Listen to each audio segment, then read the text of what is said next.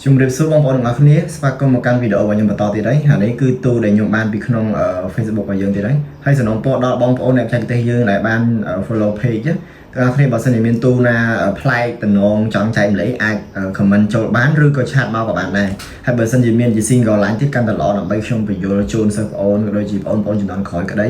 ឬក៏ទាំងអស់គ្នាដែលជួបទូហើយអត់ស្គាល់ឬក៏អត់យល់អីអាចផ្ញើជារូបភាពបានណាខ្ញុំនឹងចេញជាវីដេអូណែនាំក៏ដូចជាបញ្យល់ពីគោលការណ៍ដំណើរឬក៏ជាការចែករំលែកដល់បងប្អូនជំនាន់ក្រោយអញ្ចឹងទូនេះគឺ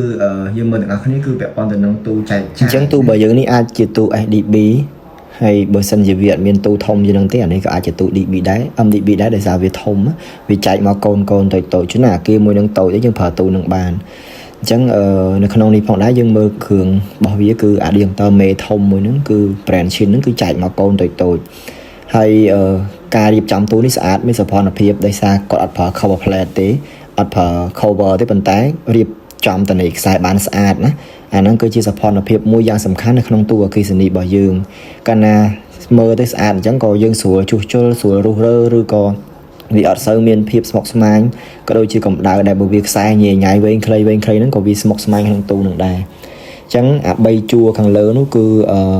ចែកហ្វាតាមឡាញហើយគឺចែកត្រូវរបស់គេហើយមានឆ្លាស់ហ្វាណា ABC ដេញតអញ្ចឹងមកទាំងអស់ហើយ nerd ក៏យើងផ្គុំតាមនឹងអញ្ចឹងដែរហើយនេះគឺឃើញថាស្អាតមែនតើសម្រាប់ខ្សែរត់មកអញ្ចឹងជួស្មើបានល្អណាហើយអា adapter ក្រោមនេះបើតាមខ្ញុំមើលប្រហែលជាត្រូវប៉ងពីលើមកដោយសារវាចែកមួយឡាញទៀតហ្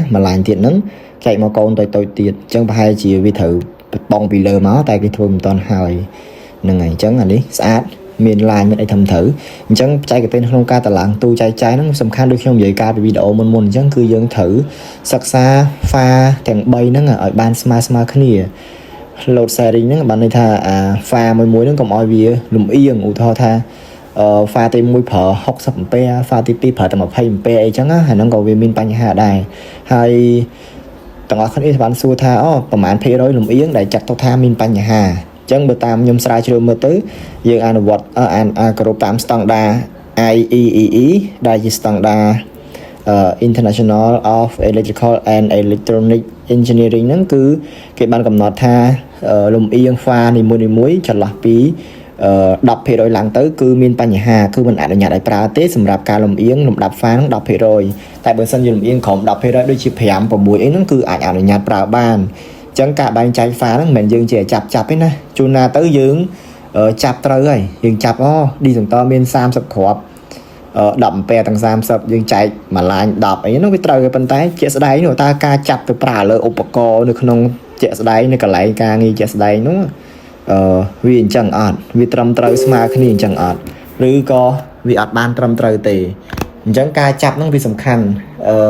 តើយើងដំឡើងអ្នកធ្វើទូនឹងអ្នកភ្ជាប់ទៅកាន់ឧបករណ៍ពេលដំឡើងត្រូវច្បាស់ថាវាស្មើគ្នាហើយការប្រើប្រាស់ក៏អញ្ចឹងដែរអញ្ចឹងមុននឹងគេចេញ single line ទូមួយគេគិតណាដោយសារអីពេលខ្លះទៅ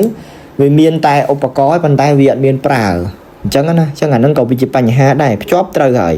តឡើងហ្នឹងវាត្រឹមត្រូវហើយប៉ុន្តែឧបករណ៍ហ្នឹងចាប់ចោលអត់ប្រើអញ្ចឹងអាហ្នឹងក៏ជាបញ្ហាធ្វើឲ្យមាន unbalance ហ្នឹងកើតឡើងដែរគឺភាពមិនប្រក្រតីមិនស្មើហ្នឹងហ្នឹងហើយតើវាកើតឡើងអញ្ចឹងហើយវាមានការបញ្ហាកើតឡើងខ្លះ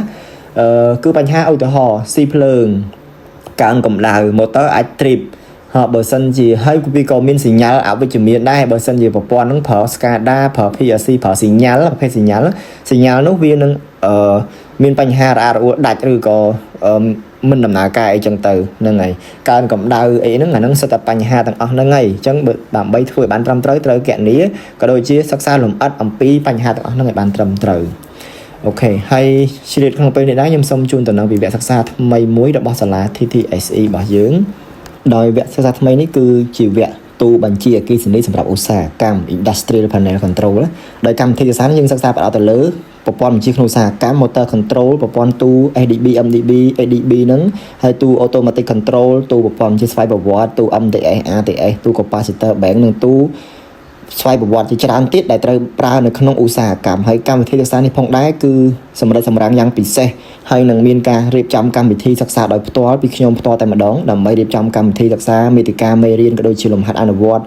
ឧបករណ៍ពិសោធន៍អនុវត្តមួយចំនួនគឺខ្ញុំជាអ្នករៀបចំដោយផ្ទាល់ទាំងអស់សម្រាប់វគ្គសិក្សាថ្មីមួយនេះហើយក្រោយបញ្ចប់ការសិក្សាយើងទទួលបានវិញ្ញាបនបត្រពីក្រសួងការងារនិងបណ្ដុះបណ្ដាលវិជ្ជាជីវៈមួយទៀតនោះគឺ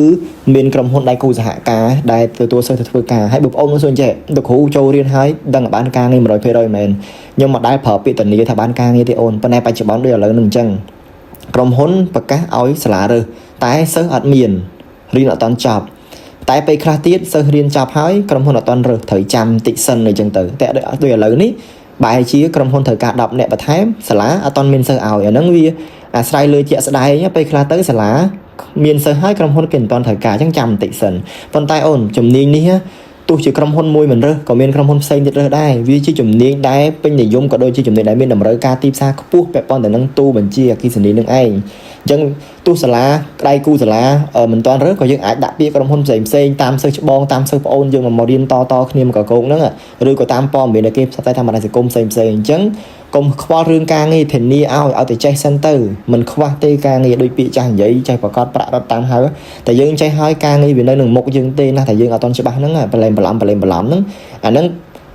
ទៅណាក៏អត់បានទៅណាក៏អត់បានពិបាករកការងារដល់ពេលឧទាហរណ៍ការងារមកធ្វើការអត់អញ្ចឹងចេះសិនទៅវាជារឿងល្អបំផុតអញ្ចឹងវេទិកានេះផងដែរកំពុងទទួលពាក្យសិស្សថ្មីហើយរស់រាន់បញ្ញាប់ចុះឈ្មោះឡើងយើងមានតម្លៃពិសេសក៏ដូចជាលក្ខខណ្ឌចូលរៀនងាយសម្រាប់ទាំងអស់គ្នាវេនណាក៏អាចរៀនបានដែរចំពោះការតនេជាក់ស្ដែងទាំងសិស្សនិស្សិតតាមបណ្ដាមហាវិទ្យាល័យនានាក៏ដូចជាបងប្អូនអ្នកបច្ចេកទេសដែលកំពុងតែបម្រើការងារក្នុងវិស័យអគ្គិសនីស្រាប់ហើយចង់បង្កើនសមត្ថភាពឬក៏បន្ថែមចំណេះដឹងអរគុណ